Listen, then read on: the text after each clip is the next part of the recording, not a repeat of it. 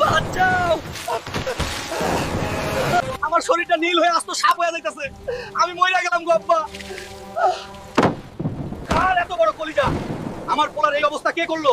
শয়তান, তুই যেই হস তোরে আমি জ্যান্ত চিবাইয়া খামু। ও কাকা, আমার পোলার শরীর তো বিষে নীল হয়ে যাইতেছে। ওরে কেমনে বাঁচামু কও? সর্বনাশ হালকারে, তোর পোলারে তো কাল নাগে কামড়াইছে। জলদি তার কঙ্কাল পাহাড়ের গুহায় যা। নাগের মাথার মণি আনলে তবেই তোর পোলা বাঁচবো। আমি আইসা পড়ছি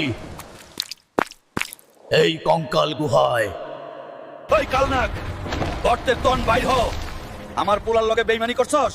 আজ তোর একদিন না আমার একদিন।